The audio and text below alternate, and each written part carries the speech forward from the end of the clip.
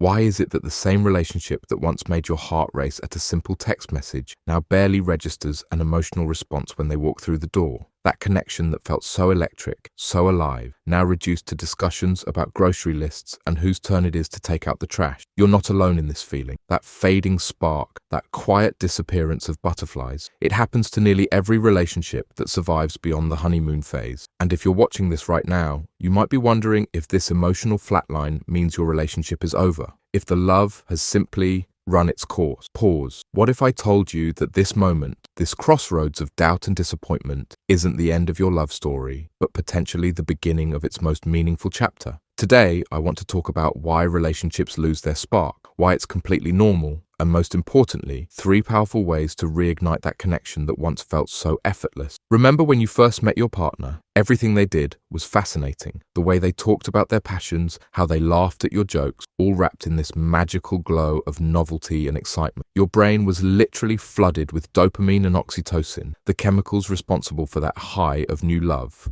It's nature's way of bonding us together. But here's what nobody warns you about. This chemical cocktail was never meant to last forever. It's biologically impossible. Your brain simply cannot sustain that level of excitement indefinitely. Think about it. If you remained in that state of heightened emotion permanently, you'd never get anything done. You'd be too busy daydreaming about your person to function in the real world. So your brain adapts. The extraordinary becomes ordinary. The thrilling becomes comfortable. And comfort is what we all ultimately crave on a deeper level. Security, predictability, trust. Yet we've been conditioned by movies and social media to believe that real love means perpetual butterflies. So when the intensity naturally fades, we panic. We think something's wrong. We wonder if we've fallen out of love. But here's the perspective shift that changed everything for me. What if this evolution isn't a problem to fix, but a doorway to something deeper? What if this transition from infatuation to something more stable isn't the death of love, but its maturation? Because real intimacy, the kind that sustains decades of partnership,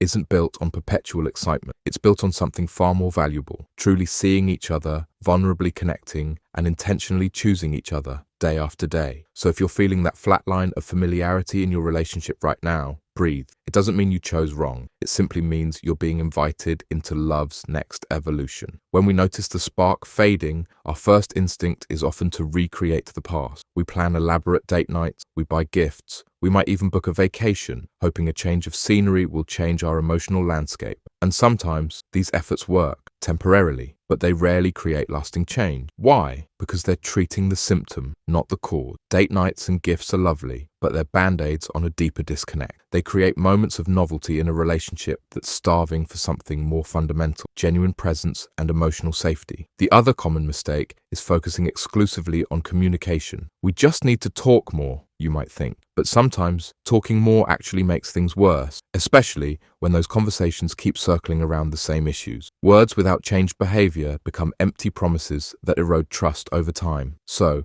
if fancy dates and long talks aren't the answer, what is? Approach number 1. Disrupting patterns, not people. The first approach to rekindling your connection is counterintuitive. Stop trying to change your partner and start disrupting your patterns together. Every relationship eventually falls into predictable routines. You wake up, follow the same morning sequence, say the same phrases, fall into familiar roles. These patterns create efficiency, but they kill curiosity. And curiosity is the lifeblood of connection. Research shows that couples who maintain long-term satisfaction don't necessarily have fewer problems. They've just learned to break their negative cycles and create space for discovery. Start small, but be consistent. Change one element of your routine together each week. Take a different route home and call your partner during that drive. Switch sides of the bed. Cook a meal from a country you've never visited. Hold hands with your non-dominant hands intertwined. These small disruptions create what psychologists call novel experiences, moments that pull us out of autopilot and back into presence. When you're experiencing something new together, you're both equally vulnerable. Neither person is the expert.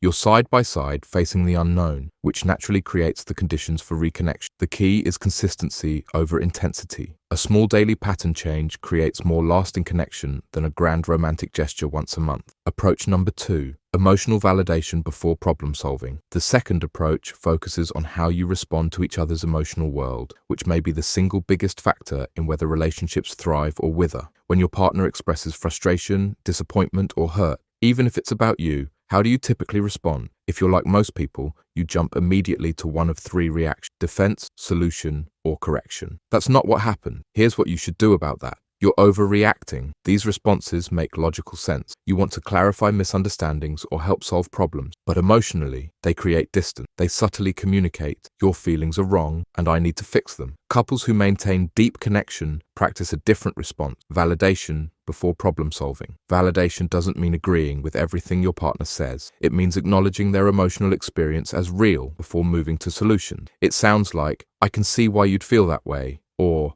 "that makes sense given your experience," or simply, "I hear how important this is to you." This small shift, leading with validation instead of solution, creates the emotional safety that allows vulnerability to flourish. And vulnerability is where deep reconnection happens. Try this for 1 week. Whatever emotion your partner expresses, validate it before doing anything else. Not with generic phrases, but with specific acknowledgement of their particular experience. Watch what happens to your connection when you both feel emotionally seen rather than emotionally corrected. Approach number 3, creating micro moments of connection. The third approach is perhaps the most powerful yet most overlooked: intentionally creating micro moments of connection throughout your day. We often think rekindling a relationship requires grand gestures or hours of quality time, but research by relationship expert Dr. John Gottman shows that relationships thrive not on occasional grand gestures, but on consistent small moments of connection. These micro moments, what Gottman calls bids for connection, are the seemingly insignificant interactions that actually determine whether love grows or diminishes. Your partner mentions an article they read. That's a bid. They sigh heavily after a phone call. That's a bid. They point out a beautiful sunset.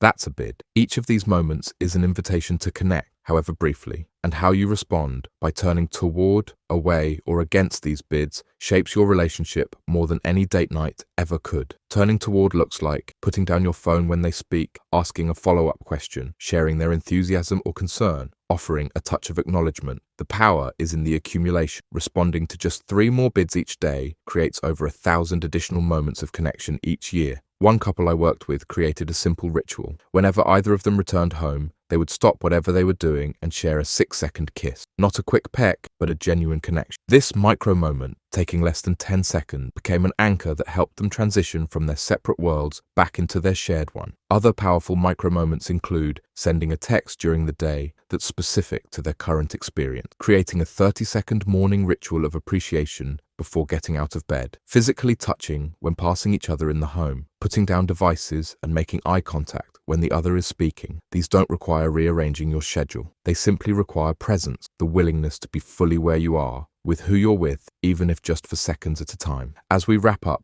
I want to emphasize something crucial. Rekindling your connection isn't about returning to how things were in the beginning. It's about creating something new, something potentially more meaningful than what you had before. The early spark of romance is powerful, but unsustainable. What you're building now has the potential to be more fulfilling. A love based not on chemistry alone, but on choice, on seeing each other fully, flaws and all, and choosing connection anyway. Here's the beautiful truth. The spark you're missing wasn't just chemistry. It was presence. It was curiosity. It was the willingness to be surprised by each other. Your relationship isn't over. It's simply waiting for both of you to show up differently, to stop going through the motions and start creating a new way of being together. The most passionate, long-term relationships aren't those that magically avoided the valley of familiarity we've been discussing. They're the ones where both people recognize this valley as an invitation to climb a higher mountain together. Are you ready to start climbing?